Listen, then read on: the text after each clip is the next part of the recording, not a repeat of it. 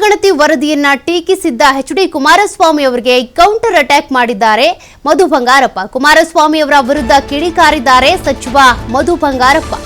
ಸಂಪುಟ ಸಭೆಯಲ್ಲಿ ಏನು ಚರ್ಚೆ ಆಯಿತು ಅನ್ನೋದನ್ನ ಹೇಳಲ್ಲ. ಈ ಸರ್ಕಾರ ಕುಮಾರಸ್ವಾಮಿ ಅವರದ್ದಲ್ಲ, ನಮ್ಮ ಸರ್ಕಾರ ಜನರಿಂದ ಆಯ್ಕೆಯಾಗಿ ಬಂದಿದೆ. ಎಲ್ಲವನ್ನ ಹೇಳ್ಕೊಂಡು ಕೂರೋದಕ್ಕಾಗಲ್ಲ. ಆರ್ಥಿಕ, ಶೈಕ್ಷಣಿಕ, ಸಾಮಾಜಿಕವಾಗಿ ನ್ಯಾಯ ಕೊಡಬೇಕಿದೆ. ನ್ಯಾಯಬದ್ಧವಾಗಿ ಸಮಾನತೆ ಸಿಗಬೇಕು. ಆ ಕೆಲಸವನ್ನ ನಮ್ಮ ಸರ್ಕಾರ ಮಾಡುತ್ತೆ ಅಂತ ಸಚಿವ ಮಧು ಬಂಗಾರಪ್ಪ ಅವರು ಎಚ್.ಡಿ. ಕುಮಾರಸ್ವಾಮಿ ಅವರ ಹೇಳಿಕೆಗೆ ಟಾಂಟ್ ಮಾಡಿದ್ದಾರೆ. ಇದು ಎಚ್.ಡಿ. ಕುಮಾರಸ್ವಾಮಿ ಅವರ ಸರ್ಕಾರ ಅಲ್ಲ, ಕಾಂಗ್ರೆಸ್ ಸರ್ಕಾರ. ನಾವು ನ್ಯಾಯಬದ್ಧವಾಗಿ ಸಮಾನತೆ ಸಿಗೋ ರೀತಿಯಾಗಿ ನೋಡ್ಕೊಳ್ತೀವಿ. ಆ ಕೆಲಸವನ್ನ ನಾವು ಮಾಡ್ತೀವಿ. ನಮ್ಮ ಸರ್ಕಾರ ನ್ಯಾಯಬದ್ಧವಾಗಿನೇ ಇರುತ್ತೆ ಅಂತ ಮಧು ಬಂಗಾರಪ್ಪ ಅವರು ಹೇಳಿಕೆ ಕೊಟ್ಟಿರೋದು.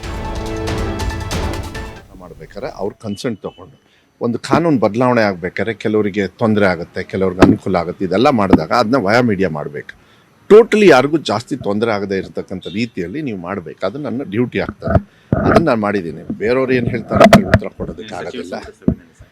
ಏನು ಅಲ್ಲಿದ್ದು ಮಾತ್ರ ಇದೆ. ಅದನ್ನು ನಾನು ಹೆಚ್ಚು ಚರ್ಚೆ ಮಾಡೋದಕ್ಕೆ ಹೋಗೋದಿಲ್ಲ. ನನಗೆ ಅಭ್ಯಾಸನೂ ಇಲ್ಲ. ಏಕೆಂದರೆ ಅದು ನ್ಯಾಯಬದ್ಧವಾಗಿರ್ತಕ್ಕಂಥ ಕೆಲಸವನ್ನು ಮಾನ್ಯ ಸಿದ್ದರಾಮಯ್ಯ ಅವರ ನೇತೃತ್ವದಲ್ಲಿ ಆಗುತ್ತೆ ಅಂಥೇಳಿ ವಿಶ್ವಾಸ ಇಟ್ಕೊಳ್ಳಿ.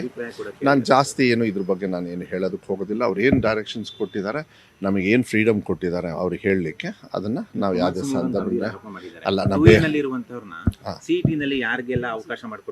ನೋಡಿ, ಸರ್ಕಾರ ಕುಮಾರಸ್ವಾಮಿ ಅವ್ರದ್ದಲ್ಲ, ಸರ್ಕಾರ ನಮ್ಮದು. ಸರ್ಕಾರ ಜನರಿಂದ ಆಶೀರ್ವಾದದಿಂದ ಬಂದಿರತಕ್ಕಂಥದ್ದು. ಎಲ್ಲದನ್ನೂ ಹೇಳ್ಕೊಂಡು ಕೂತ್ಕೊಂಡ್ರೆ ನಾನೇ ಹೇಳ್ಬೋದು, ಅವರೇ ಮುಖ್ಯಮಂತ್ರಿಗಳಿದ್ದರು, ಬೊಮ್ಮಾಯಿ ಅವರು ಮುಖ್ಯಮಂತ್ರಿಗಳಿದ್ದರು, ಯಡಿಯೂರಪ್ಪ ಮುಖ್ಯಮಂತ್ರಿಗಳಿದ್ದರು, ಅವ್ರ ಆಫೀಸರ್ಸ್ ಸೈನು ಮಾಡಿದ್ದಾರೆ, ಕೆಲವರು ಸೈನು ಮಾಡಿಲ್ಲ. ಈ ಥರದ್ದೆಲ್ಲ ನಾನು ಚರ್ಚೆಗೆ ಹೋದರೆ ನನಗೆ ಮಾಡೋಕ್ಕೆ ಕೆಲಸ ಇದ್ದಾವೆ.